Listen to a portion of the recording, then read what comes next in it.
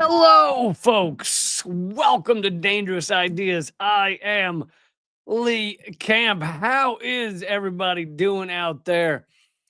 Big stories going on as always. Today, we get to talk about how the central banking system of Canada has just become the Prime Minister of Canada. They're not even covering any of this up. Anyway, I'll get to, I'm already getting sidetracked. We're going to talk about that. We're going to talk about how a large-scale war and perhaps ethnic cleansing is going on in Syria. For some reason, that's not going great. I don't know why. I can't put my finger on it. Also, new polling shows that the approval, the support of Israel in the United States is at the lowest it's ever been since I think polling began. And there's new numbers on that. Also, how Netanyahu funded Hamas for many years before October 7th. We're going to get into that. And then later in the show, I will have Eric Thomas here, a producer of Sabby Sab's show, who is putting forward a campaign called 11 Demands of We the People against them, the buttholes. That's not what it says on the website. It's a little more, has a little more a little more class than I do. Anyway, click thumbs up, click share, click the subscribe button, even though it might not do anything. I hope you'll just show up for the live stream, whether they let you know about it or not. I live stream 3 days a week. But I am changing the times of one of the live streams. It'll be now Wednesdays at 8 p.m. Eastern. And these changes are due to the fact that I need to create Unredacted Tonight, which I hope you guys have been enjoying. But that is why things are moving around a little, and I apologize for that. I don't like doing it, but I think I do like Unredacted Tonight, and hopefully you do too. So that's why these changes are happening. So Monday, it's still Monday, Wednesday. It's going to be Monday, Wednesday, Friday, but Wednesday is going to be 8 p.m., while the others will remain at 3 p.m. Eastern, noon Pacific. All right, let's do it. Let's get into it. I wish I had some kind of snazzy music right there. Like, okay, let's go. Like they do, like I do on Unredacted Tonight, then because it feels like you need it right there.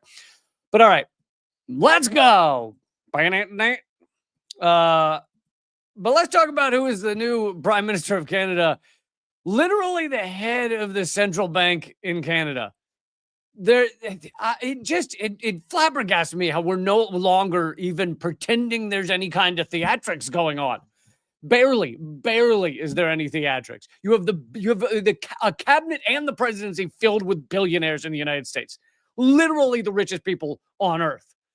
No guys, no theater, just billionaires running the show. End of story. In Canada, just put the head of the central bank in. They were running things anyway. What's the matter? It's just there's still that guy in. Here it is. Mark Carney's thumping victory. This is BBC jizzing themselves over the central bank becoming the head of Canada. Thumping victory in the race to succeed Justin Trudeau makes him. And by the way, Mark Carney has only worn blackface 17 times. So far better than Trudeau. I'm kidding. I don't actually know how many. So I might be shooting actually very low. But anyway, Justin Trudeau makes him not only leader of the Liberal Party, but by default, the next Canadian Prime Minister. It's an extraordinary result for a man with little political experience, just being the head of the central bank. He has never been elected as an MP, let alone served in a cabinet post. He's basically done nothing in politics. He just runs the central banking of the country. What Carney has done, though, as governor of the Bank of Canada during the global financial crisis and governor of the Bank of England during the Brexit negotiations. How is even BBC like, oh God, do we have to report this? Can we just lie and say that he was a worker, say that he was like an organizer, or like he used to work on the factory line at an auto plant? Do we have to? No, just head of all the banks? Okay, great. They say he has a long track record in global finance, which is a way of saying raping and pillaging the people, during times of economic turbulence. What a good guy. This guy, he's here to defend you, folks. And I'll say this is the portion that there is theater in what's going on in Canada is They're pretending this is the guy to defend the people. That's the theater. The head of the central banking system in Canada is here to defend all the people from the bad guys. Who are the bad guys right now in Canada? The bad guys are Donald Trump, because Donald Trump has said he's going to make Canada the 51st state. So Canada hates Donald Trump. I do too, but not because I'm Canadian. And so the people of Canada are very upset, and they want someone in there to defend them from Donald Trump, who's threatening to steal their country. And so who do they put in there? The head of the central bank. Addressing a crowd of liberal supporters after the result of the leadership contest was announced on Sunday evening, Carney promised to face down the threats from Trump. And I will say this actually speaks to what Chris Hedges spoke to on the last episode of Unredacted Tonight, which I hope you guys have all seen. Maybe I can put a link here in the chat. But Chris Hedges was talking about the difference, and I don't know it's like a black and white difference. I don't know it's 0 and 1s. I think it's not binary. I think there are shades of gray here. But the difference between corporatists and oligarchs. Now, it confused me a little at first because I was kind of like, aren't corporatists the oligarchs? And in some ways they are, but he was drawing a slight difference between the two sides. You would say, you'd say Trump and the others he's bringing in are the oligarchs who enjoy breaking things, or not just enjoy, but they want to break up the stability of a country, the stability of trade deals, the stability of everything, because they can feast on the carcass. When you break things up, there's a lot of money to be made in feasting on the results, on feasting on the carcass. You break up public schools, you feast on the carcass. You break up trade deals, you feast on what spirals out. You break up anything, the infrastructure, highways, and you can feast on the carcass and make a lot of money. And so Hedges was saying that that's what oligarchs do. The corporatists kind of want some level of stability so that they can continue to be parasites. It's not stability as in stability for you or me, but stability in trade deals, stability in international relations beyond just trade deals, stability in whether our elections are like legitimate. They want it to look like all of that stuff. And so, because Apple company, the company gets hurt by us having a trade war with China. It's very bad for them. And so he's drawing that differentiation. Like I said, it's confusing in some ways because Elon Musk is technically a corporatist. I mean, all of his money came from these massive corporations he's created, and they've been able to consume other corporations. Or actually, he didn't create almost any of them. He just feasted on the carcass of other ones. He bought Tesla. He bought into PayPal, or was merged into PayPal, et cetera, et cetera. But anyway, so what you could say Carney is in Canada is the corporatists kind of upset with the Trump oligarchs. The Trump oligarchs want to break things. The corporatists want the stability so they can keep feasting on all of the people. Corporatists feast on the people. Oligarchs feast on the wreckage of things they destroy. Anyway, it's shades of gray, though. So Carney promised to face down the threats from Trump over tariffs and the claims on Canada's sovereignty. Canada never, ever will be part of America in any way, shape, or form, he said. We didn't ask for this fight, but Canadians are always ready when someone else drops the gloves. We are so tough, and we're ready to fight. But the hilarity of this is what got this guy to power, what made him all of his money, what put him in a position where he is now the face of Canada in this battle with Donald Trump in America, was feasting on all the people. Like, that's what banks do, is they feast on you and me. You get a $1 loan from the bank, you owe $1.05 back. Society, if you look at that in terms of the entire society, it can never be repaid because you can't possibly have $1.05 for every dollar you take out. So creates a debt spiral. It sinks people into debt. That's what banks do. And the financial crisis that they mentioned, I'm not saying Carney created it, but banks created it with predatory lending, putting people in positions they could never possibly sustain under. And that's what caused caused the 2008 crisis, the collapse. It was predatory lending followed by a bunch of bullshit financial trickery, that's what they are. They're all scam artists. I mean, along with the predatory lending, what ultimately caused the collapse was taking all of these terrible loans that they knew the person could never repay, the adjustable rate garbage that they knew the people didn't understand. They knew they'd never be able to repay it, and putting them into tranches that could then be bet on by other assholes. And those tranches were filled with a little bit of the garbage and a little bit of the good stuff. And they then rate those tranches as pretty good bets. So you get all of these people betting on whether people are going to pay back these loans. And they bet, yeah, sure they will, because they're highly rated loans. Well, why are they highly rated? Because they came up with a form of trickery that would allow them to claim they're highly rated. Anyway, you can see how it's all a house of cards. It's a Ponzi scheme. It's all of those things. It's all of those horrific things, and they're proud of it. And that's what, and this guy rose to the top on that, on the parasite behavior of banks. And here he is now, the face of Canada. And again, it just amazes me that there's no theater left. You're supposed to have a guy in there that looks like he's separate from the banks, from the corporations, from the billionaires. You're supposed to have a guy in that position. If you want to continue the play, if you want to continue the ridiculous show that covers up the reality, you have someone in those positions, in prime minister, president, every top position. You have someone in there who says, I am not the billionaires. I represent the people. Instead, in the United States, we just have a bunch of billionaires going, we represent the people and we are the billionaires. And in Canada, you just have a guy up there going, I am the central bank and I represent you, the people. I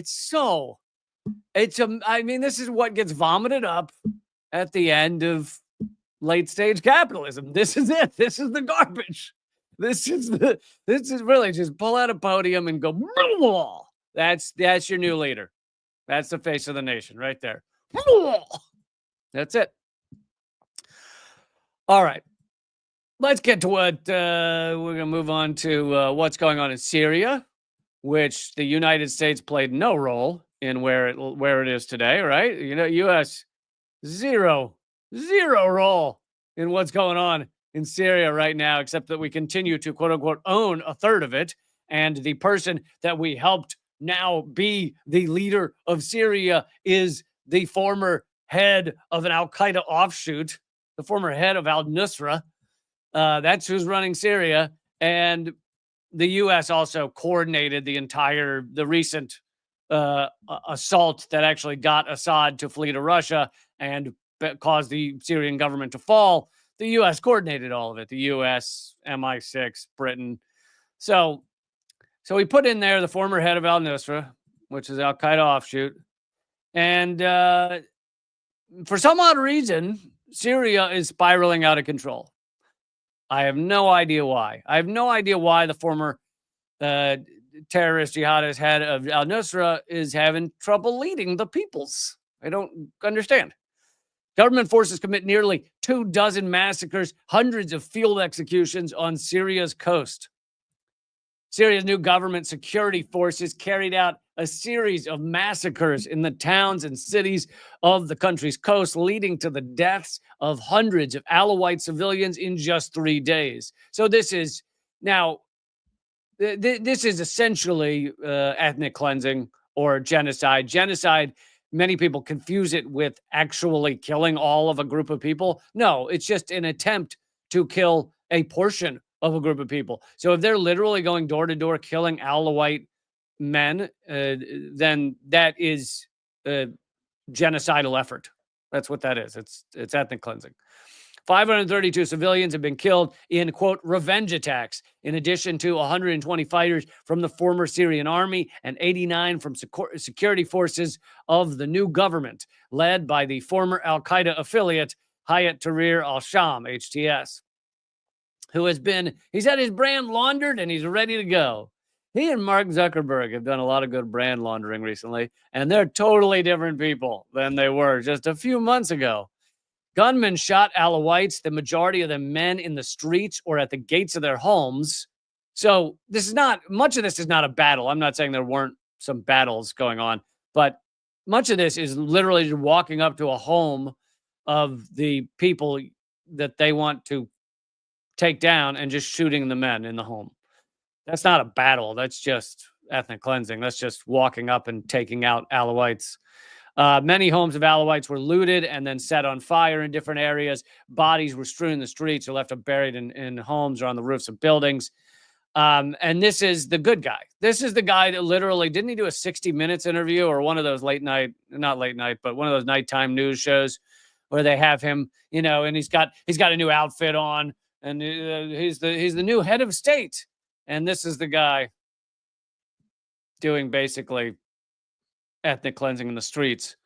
Let's see. But I did notice that the way Newsweek covered it, and they did cover it. Hundreds of minorities, including Christians, killed in Syria. So they're not denying that it's aimed at these minorities, but they seem to act like it's more of a war or a battle than just walking up to houses and killing people. Syria is experiencing its deadliest period since the ousting of longtime President Bashar al-Assad 3 months ago, as clashes have erupted between government forces and pro-Assad fighters this week, leaving hundreds of civilians and fighters dead. Since Thursday, more than 1,000 people, including Christian minorities and Alawites, the sect to which Assad belongs, have been killed.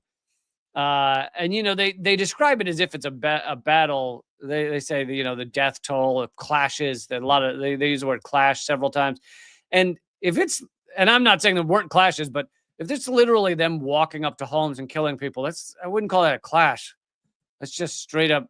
I mean, revenge killings is one way to put it. Ethnic cleansing is another. But anyway, and if you guys need a reminder, the U.S. Helped fund all of this. The U.S. was involved. By the way, have you ever noticed that ISIS and the groups that have taken over Syria, including this al-Nusra offshoot, never attack Israel? You'd think natural enemy, right? Never attack Israel. In fact, there are articles from Israeli newspapers saying that Israel, this is back a year or two ago, Israel was giving field medical treatment to ISIS fighters, like helping them recover. And many people point to they're like Israel's helping fund them. They're in league with Israel, as opposed to them being, the natural enemy of Israel. Alfred's asking, so the Syrian freedom fighters, quote unquote, are now killing Syrian minorities. Yes, that is correct. Boy, freedom fighter sounds a lot better than ethnic cleansers, doesn't it? And this is not to say that Assad never killed anyone or Assad didn't kill groups, that there weren't any mass executions. But the difference is we didn't do that. Like the U.S. didn't create Assad. Anyway.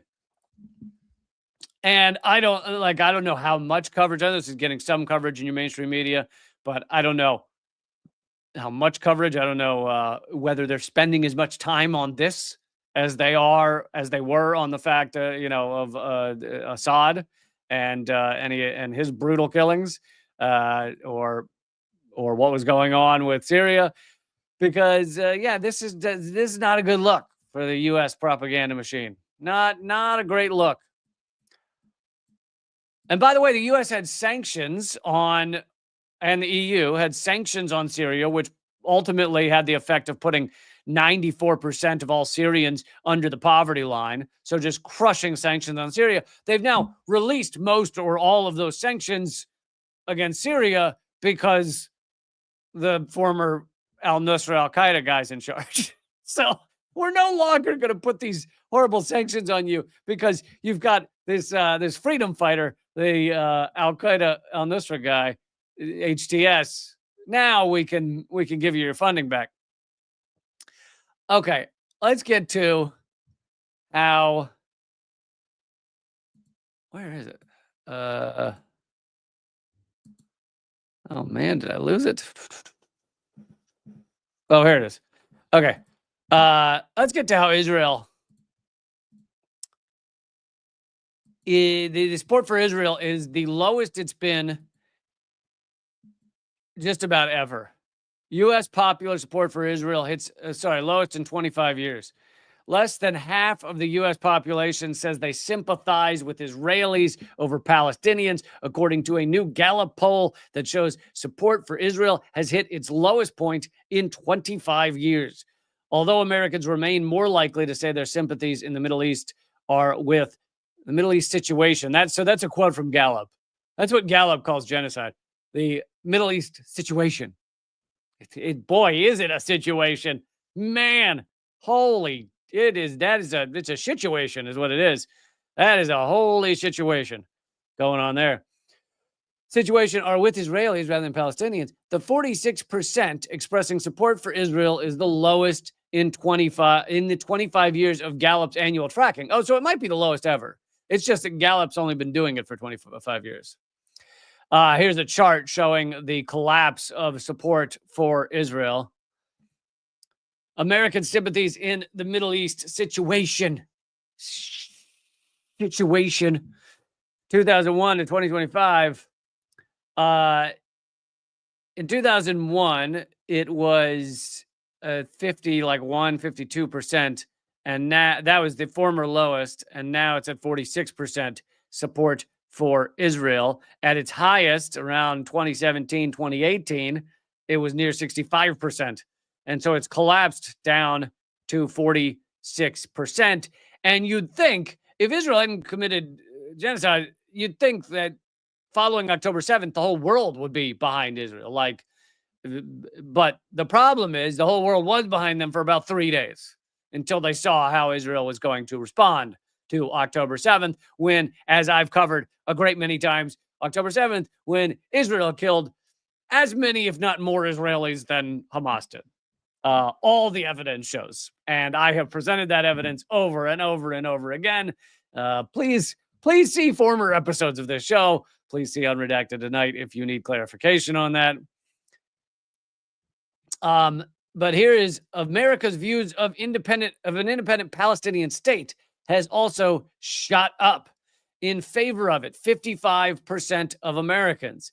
And keep in mind, 55% of Americans don't agree on almost anything. It's like we agree on free healthcare, and I think that's it.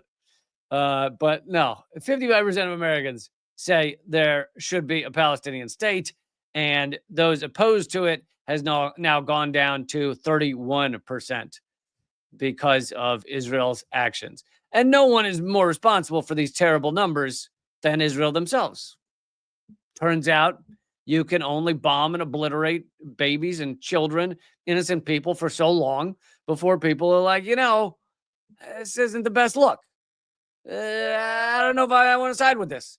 Add on top of that the fact that Israel's economy is collapsing, both because of BDS around the world. Apparently 1 in 3 human beings on this planet is boycotting something because of Israel. So that's part of the reason. The other reason is because the Houthis in Yemen have cut off some of their supply lines. And so you end up with 65,000, that's the estimate, 65,000 Israeli businesses have gone bankrupt since October 7th. And their economy is just collapsing. But, of course, the U.S. funds them. So the U.S. is what's allowing Israel to continue at all.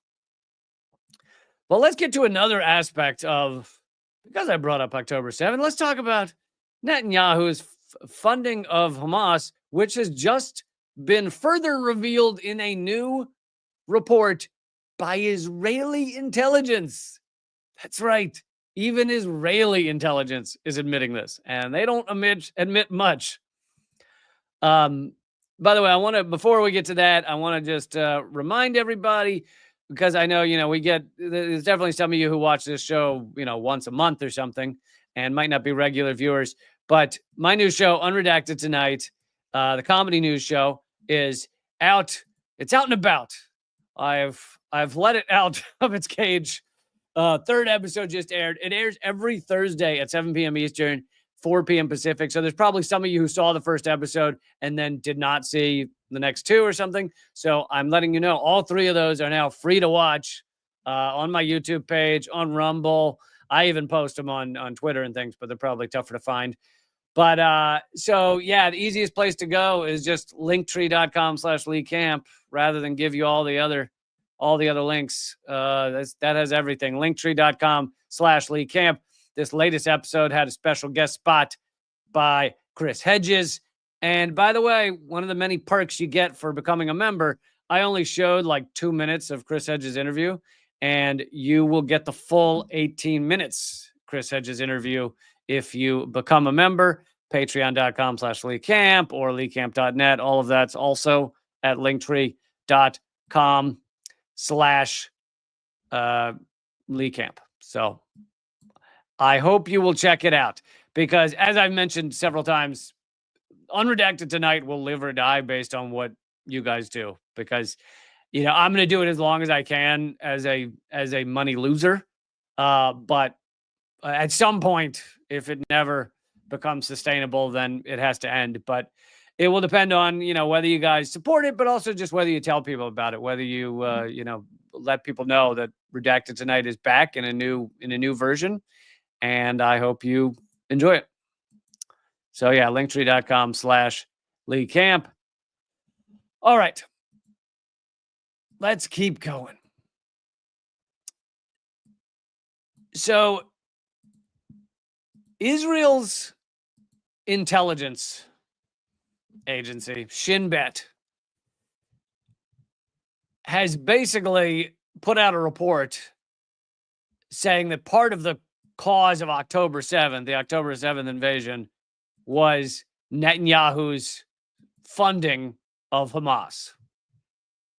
While Shin Bet, Israel's security agency, took a significant amount of responsibility for the disasters on October 7th. I bet they didn't mention that the IDF killed probably more people than Hamas did.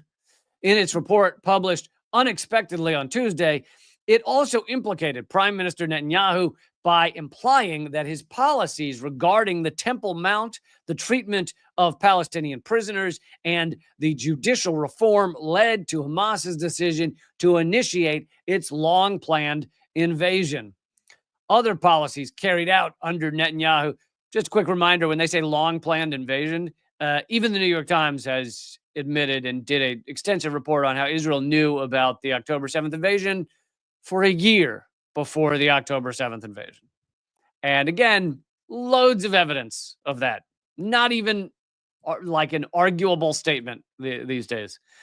Other policies carried out under Netanyahu that the agency flagged as problematic and as contributions, I think that's a typo.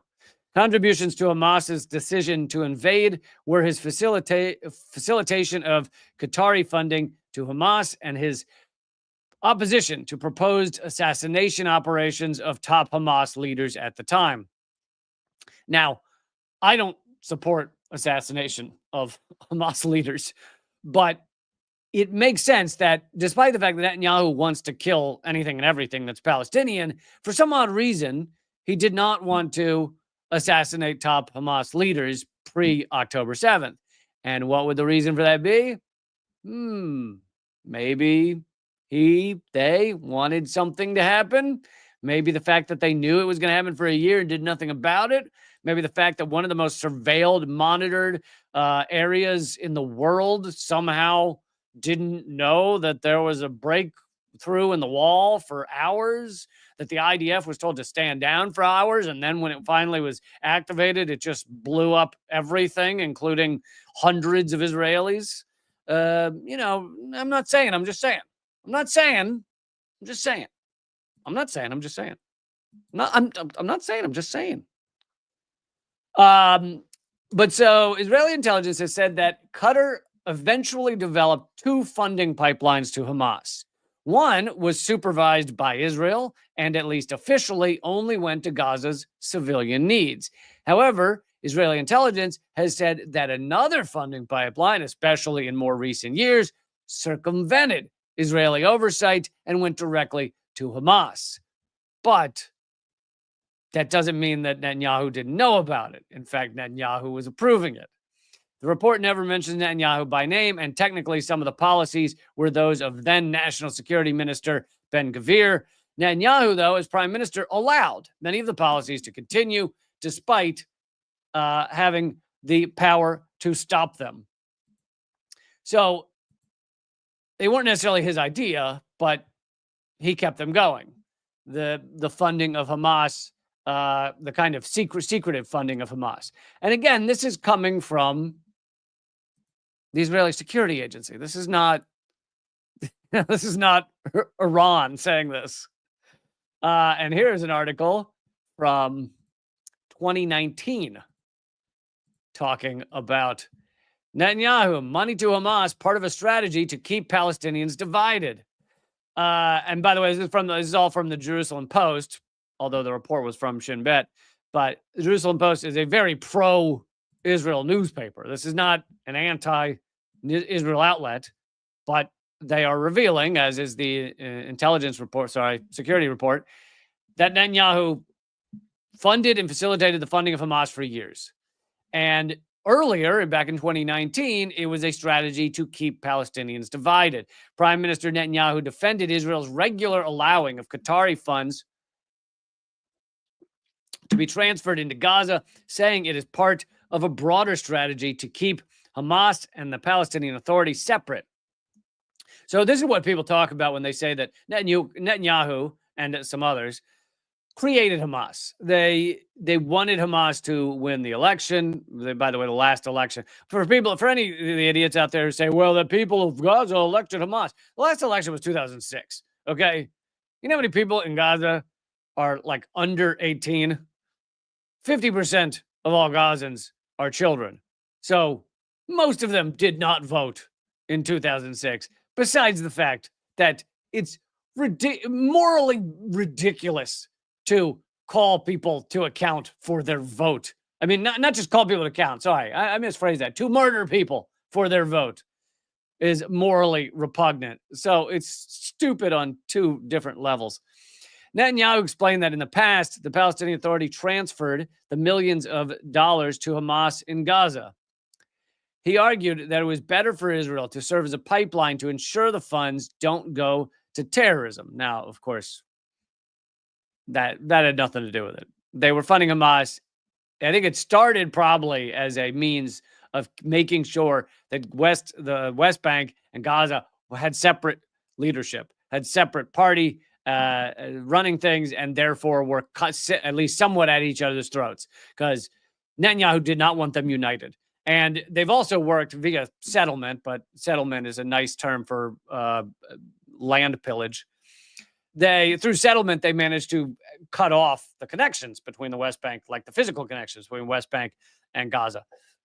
So they wanted them disconnected in all possible ways.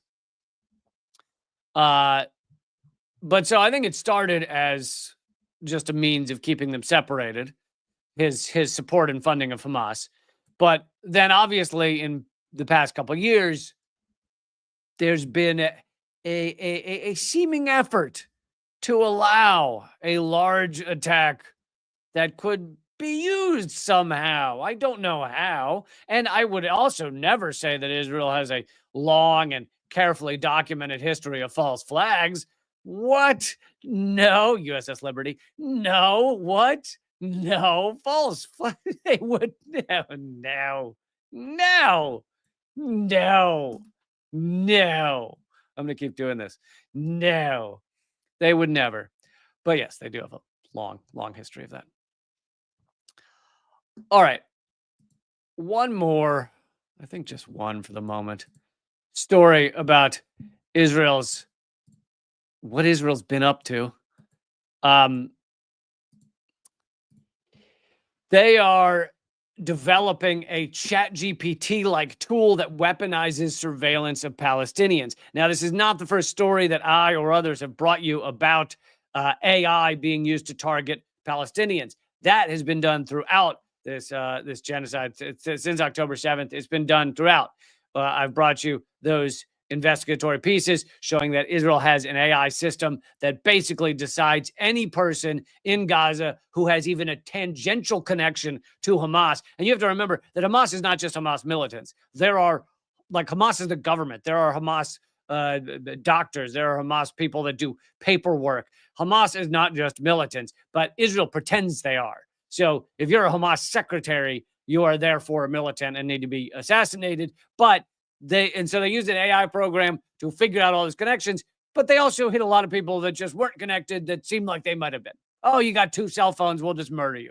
And they kill journalists, they kill all kinds of people. Well, the journalist had the phone numbers of 2 Hamas militants in his phone. Well, yeah, that's what journalists do. They talk to people. They talk to people like Hamas militants in order to get stories.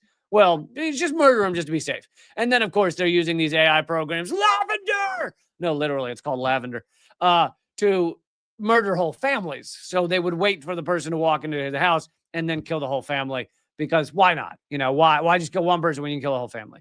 But this is actually new. This is something else, the AI that this article is talking about. The Israeli army is developing a new ChatGPT-like artificial intelligence tool and training it on millions of Arabic conversations obtained through surveillance of Palestinians in the occupied territories. The AI tool, which is being built under the auspices of Unit 8200, an elite cyber warfare squad in Israel intelligence, is what's known as a large language model, LLM, a machine learning program capable of analyzing information and generating, translating, predicting, and summarizing text. Whereas LLMs available to the public, like ChatGPT, are trained on information scraped from the internet, the new model, under development by the Israeli army, is being fed vast amounts of intelligence collected on the everyday lives of Palestinians living under occupation. So, what does this mean, and what could it also mean for you and me? Well, let's talk about what it means for them first. If you take literally millions of words that are texted back and forth, and you train an AI on that, and the AI can learn the types of conversation that someone in Hamas might have. Now, again, that doesn't mean Hamas militant. It could just be someone connected to Hamas. But it could be trained on these millions of words, and it can figure out language patterns and things that may sound completely innocent, but it turns out are more common in Hamas text messages and emails than non-Hamas. And it can then find all the other people who have similar speech patterns, similar typing patterns, etc. And it can say, oh, they're probably Hamas, even though they haven't been on your radar at all. They use similar wording and things like that. And of course, Israel, because they're genocidal maniacs, they'll go, okay, so the AI says this person seems to speak in a similar pattern to people who tend to be Hamas. So let's just kill them and kill their whole family. Now, that is how Israel would operate. So it's, of course, horrific. It's dystopian. It's disgusting. I mean, you shouldn't be able to kill. And if we had a legitimate adult and moral world, you shouldn't be able to kill anyone unless they've committed an act. I mean, even then, but let's not say kill, because I don't think you should be able to kill anyone to begin with. But let's just say arrest, prosecute anyone unless they've committed an act. That's called pre-crime. It's called, well, we think you might do something one day. Now, to get beyond just what Israel will likely use this for, and of course, it might not just be assassinations, could be rounding them up and torturing them, etc. That's what Israel does.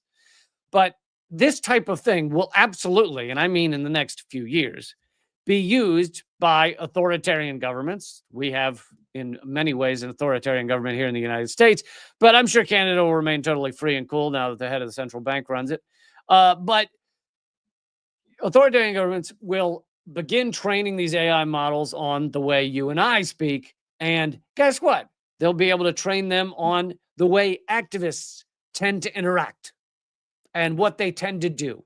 And things that may seem completely innocent, an AI model with enough training, with enough information, with enough texts and emails could come up with things that seem innocent. But that seems to be the pattern of an activist. So all of a sudden, a government could start arresting anybody who seems to fit the pattern of an activist. Use certain words, like I probably in my videos here, in my other videos, in my writings, I probably use the word capitalist or capitalism far more than like your average American. Because it's kind of like the fish, and I've certainly used this many times before. It's kind of like the fish swimming around the water, and the other fish swims up and says, "How's the water feel today?" And the first fish says, "What's water?" If you live in it, most people don't notice it. So for your average American, the word capitalism doesn't mean a lot. It's just you live in it. So it's not talked about a lot. Now, if you are critical of it and you understand how it works and you understand the harm it causes and you understand the economic force pressure that is put on people, then you probably use that word a lot. Capitalism, market economics, etc. These models could come to realize that, hey, people who use the word capitalism a lot more than others, like even Donald Trump, just rarely says the word capitalism because he doesn't, like your mainstream media almost never says the word capitalism because they don't want you to think it's even a thing. They don't want you to get upset at it. And the way to stop you from getting upset at it is pretend it doesn't even exist. It's not even a thing. It's just what we live in is just life. And they can start to train these models to arrest activists or to go after activists who haven't even done anything, who, just writing online and you're suddenly a target. Now, of course, we've seen this already, not using AI. That has gone on in the UK, in the United States to some degree. But, the arrest of Richard Medhurst in 2 countries now, the UK and Austria, stealing all of his devices. These are just for things he said. But he, like me, is very outspoken. But you can use these AI models to go after people who are not very outspoken, who just behave in a surly way, to behave in a way that doesn't fit with being a good cog in the wheel of this system. And that's what I think. Of course, it's far more nefarious at the moment in Gaza, in Palestine, because they can use these to assassinate people. But this is where it goes from there. It goes to other countries as well. And it's yet another reason that you should stand up against Israel behavior, because it's going to come to you. Like, it doesn't just stay. You think the way the U.S. empire, which includes Israel, is murdering and destroying lives in Gaza, never comes home, never gets applied to us. In fact, Israel's military and intelligence, all that stuff, it all comes home to the United States. Our cops are trained by Israel half the time, mostly the worst ones.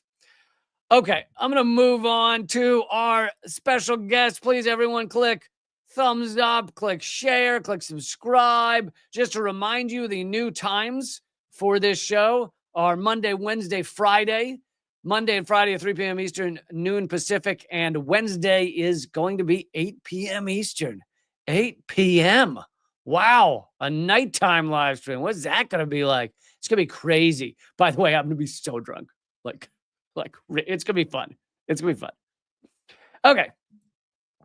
Moving on, I want to bring on, he's a producer for Sabby Sabs. He also has this cool effort, which is really interesting, called 11 Demands. And I want to bring in Eric Thomas. Eric, how you doing? Hello. Hey, I'm well. How's it going?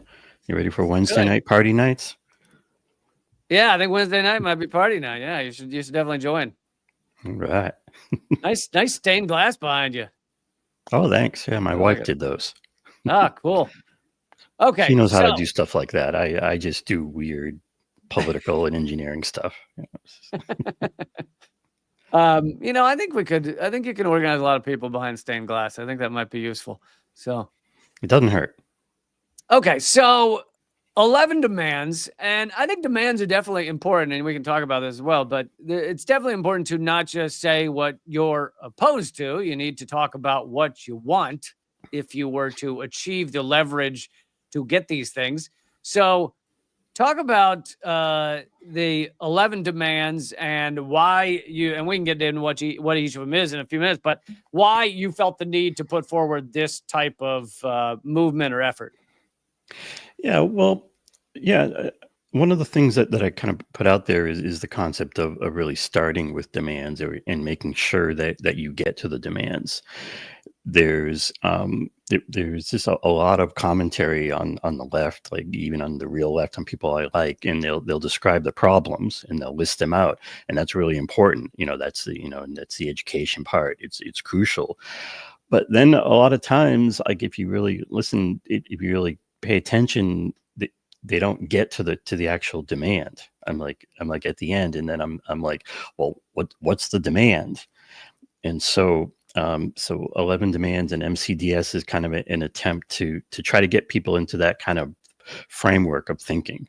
So MCDS, it's money, corruption, demands, and solutions. So, first it's always follow the money, frame it in terms of the money, always connect it to the corruption, but then don't stop there. Then it's, what exactly, spell it out, like what is the demand? So if you're saying, our government is corrupt and it's just serving the bankers and the war machine and the billionaires, and say, we need to fix the corruption and we need to get the big money out. If our healthcare system sucks, then, we need that demand of give us real healthcare, not crappy health insurance. When Bernie's movement got big, I think it was because he was using that kind of language of saying we need to fix this stuff. Yeah. So yeah, because there's been moments where the people have risen up, and I think either a lack of demands or confusing demands have been part of the problem.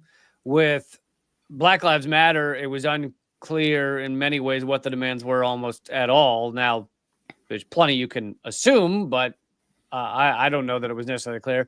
With Occupy, which I was a big proponent of, and I mean, I was a big proponent of Black Lives Matter in certain regards too, but Occupy, I was, there before it even started. I helped put out the call for it before it started. And once it started to get some power, there was a lot of kind of haggling on the ground over what the demand should be. And there were lists of demands that came out. So it's not that there were never any demands, but they were confusing enough that people could say, like, I don't even know what the demands are. So, so let's go through some of the ones that you've put forward as the 11 important demands. If you just want to talk about some of these. Sure. So at the top, the number one is, fix the big money in politics, and government, and, fix the corruption. And the reason that one's at the top is because when you go through all the others, right, and you connect the dots, it always comes back to this top one, the big money and the corruption. There's really no major problem that we're facing, internally or in terms of foreign policy that doesn't come back to the core problem that our government is implacably corrupt and both parties, run by the billionaires, by the war machine. And so, that's the top one. And then, when you get into the other ones, you're getting into, the major issues that we face. We need healthcare for all. We don't, which means not just Medicare for all with, the same crappy insurance companies, in between. Right. Part of what this tries to do is to be expansive, to not be demanding compromises. Like Medicare for all is a compromise, right? Real healthcare for all. A giant insurance giveaway. And then, of course, Obamacare and the whole thing. And so part of the concept of the 11, right? Don't just dial it up to 10, dial it up to 11, one more, like in the Spinal Tap movie where they have the amp that goes up to 11, it's like, turn it up to 11. You got a minimum standard of living for everyone is, number 3, which is the idea of like, don't just be demanding a minimum wage and stick a number at it. We need to be taking care of everyone. And that means, their housing, that means their education, it means their a job, federal jobs guarantees, things like that. Ending the war. Of course, anyone on the real left is well aware of that one. And again, that's not going to happen until we decorrupt our government. You got the climate emergency, pretty obvious to those in the know. Racial criminal justice reform is in there.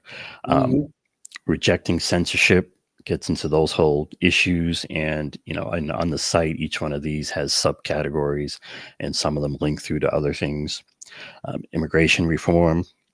Number 9, an election system we can trust. I mean, sometimes when you talk about fixing our government, and people will say, well, what's the point of voting? Voting doesn't, they rig the elections. Well, part of the demands is to have a voting system where they don't rig the elections. It's part of the things to be demanding and to make sure it happens. And that gets us into things like open source software for voting machines, transparent systems, all that stuff. Number 10, revamp taxation and funding. The way taxes operate is huge driver of wealth inequality. We should be demanding to turn that on its head and turn our tax system into something that reverses wealth inequality. Of course, that gets to things like wealth taxes and taxes on huge corporations, real progressive income taxes. There are solutions to these things. Liberals and Democrats, and like to act like this is the big Rubik's cube that we can never fix. The solutions are there. It's really more about political will. And then last one, the cleanup hitter kind of is kind of democratize the enterprise. Like what Richard Wolff talks about, of course, worker co-ops, worker controlled enterprises. And, again, it does come back to government, because right now we have a government that is totally antagonistic to worker co-ops and those types of operations, and we need a government that supports them and funds them. So yeah, it's that kind of thinking is the idea, and the hope is that when you have a list like this that's that can be both comprehensive but also concise and tight, is something that hopefully a lot of people can get behind. Yeah, they're all great points. I saw in the chat a little earlier ago you wrote capitalism, enjoy the ride downward. So I assume from your comment you also understand the connection of capitalism and market economics to almost all of these 11, or maybe all of them. Totally. What do you think of the difficulties of trying to achieve these in a system that doesn't want these achieved? No, I mean, there are huge challenges. I think one of the good ways to talk about it is, and I think Richard Wolff has used this verbiage, is to say that we can do better than capitalism. That to try to, I think it's good to try to message things that way, and just say that it doesn't have to be this way. I think the left, what I would call the real left, needs to have as part of its mission and part of what it's doing, painting the picture of a better world. What does that look like? And I think a lot of these items kind of do that. The biggest challenge, I mean, the way I would frame all of this stuff, because I know people look at this and they say, well, how are you going to do any of that? That's pie in the sky. That's what's the point of demands with nothing behind them? That your line there reminds me of people can more easily picture the end of the world than the end of capitalism. Yep. And so I basically, in a sense, agree. Yeah, but you have to start with demands. I mean, you can't have like have the movement and not have demands. It's like you have to have that as a starting point. And to me, the biggest challenge I would posit to all of this, as a movement, as a real left, is how can we inspire millions of people to get on board with a program and literally get in the streets, and not get out, literally be doing things like general strikes and boycotts and things, and not stop until they get what they need. And having demands and all that is crucial. And so that's kind of the idea: is it possible for us as a left, as a movement, as thought leaders, to put something out there that inspires people? You started to get to my next question right there, which is this list is for once we have the leverage, or the people have the leverage to have demands that the ruling elite will want to see enacted, and because of the leverage, what do you picture the leverage being?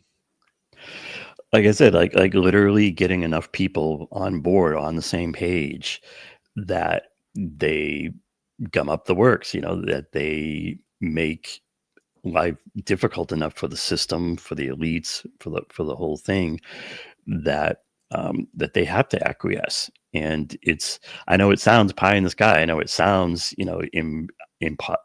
virtually impossible to do, but we have seen, inklings of this, versions of this. When Bernie ran, there was a big Bernie movement for a while. I know it's almost hard to look back on now because of how much Bernie has stabbed us in the back, and how it seems like it was never going to happen. And I would say, part of why it went nowhere is because what was the center of the Bernie movement, was the man, Bernie Sanders. And it turns out, Bernie doesn't have either the balls or the will to really follow through and make things happen. So what I'm proposing is that, we not be focusing on specific people, but instead we focus on the specific demands.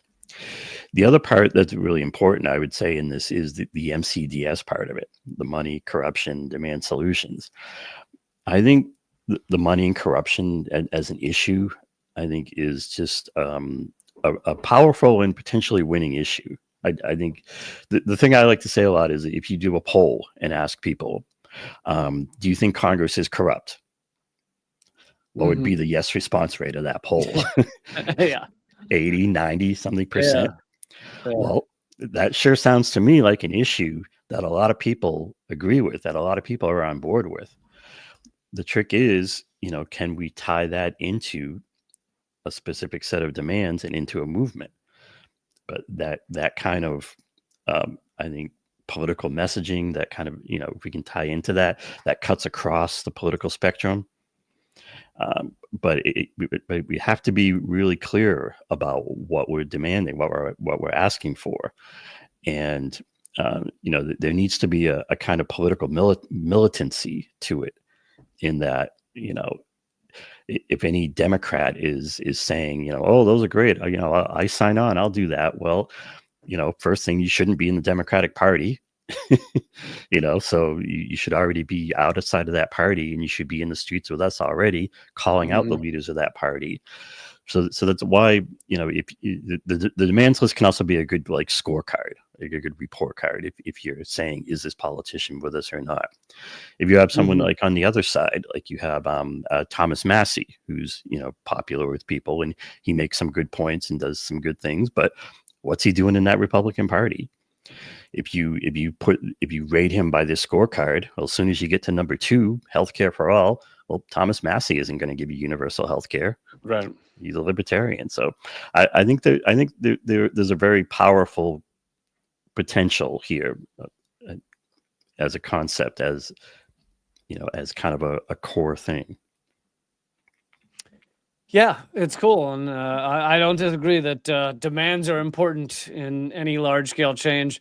So just to wrap up here, how can people, if they want to follow more of your effort for 11 Demands? Yes. So you can go to 11demands.org. It's really easy to find. I think even if you put 11 Demands now in search engines, I think it comes up. From there, there's a link to the Substack that you'll see posts coming out of that about once or so a week. And of course, you can catch us on the Sabby Sab show. I come on there every once in a while. One of the really cool things we do there is, it's usually on like a Tuesday or Thursday, we do a Zoom hangout. It's like a call-in show. Do you remember the call-in app? We used to do it on the call-in app. Yes. And then they ditched the call-in app, but we wanted to keep it going, so we do it now on Zoom. But if people want to talk about these things on there, and kick around ideas and see where this can go. Yeah, and I'd love to hear in the chat what demands people feel should be added to the list. Thank you so much, Eric, for taking the time, and really appreciate it. Keep fighting. You got it, Lee. Love the new show. Well, thanks a lot, man. Appreciate it. Okay, Eric Thomas, 11 Demands, 11demands.org. Check it out. Okay, guys, just one more reminder. The episode 3 of Unredacted Tonight is out. You can watch it right now at linktree.com/Lee Camp. It's listed right at the top. Also, the new times for my live streams are Monday, Wednesday, Friday, but Wednesdays is going to be at 8 p.m. Eastern. What's that? I haven't even thought about it. 5 p.m. Pacific. 8 p.m. Eastern, 5 p.m. Pacific. And that'll be Wednesdays. New Unredacted Tonight comes out every Thursday at 7 p.m. Eastern, 4 p.m. Pacific. So hope you check all of that out. I hope you'll support Unredacted. If you want to see my full 18-minute interview with Chris Hedges, I hope you'll join up at leecamp.net or patreon.com/LeeCamp. I also have a new Substack, which I think I put on the link tree, so you can find it on the link tree. But it's substack.com/@RealLeeCamp. But just go to Linktree, linktree.com/LeeCamp. And my Substack, I put out columns about that are based on many of the Unredacted Tonight segments. So if you're more of a reader, if you want to do the reading, not sure if you heard of that. If you want to do the reading thing, then check out my Substack as well. And I will see you guys Wednesday for the first 8 p.m. Wednesday. Check it out, and thanks again. Keep fighting.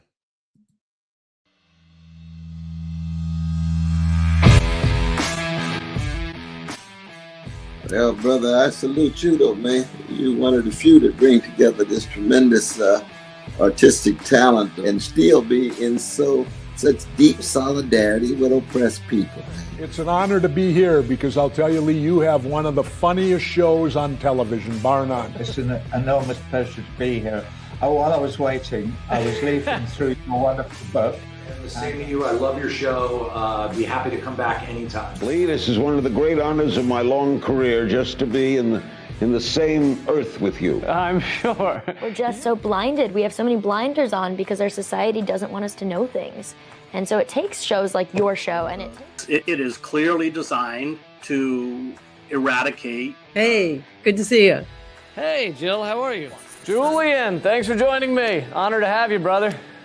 Consumerism is a theory that people should behave this way to help each other. It's not. Mr. George Galloway, thank you so much for joining me in these dark times. Always a pleasure, my friend. Thank you so much, Lee, for having me on. Keep fighting. Ha ha.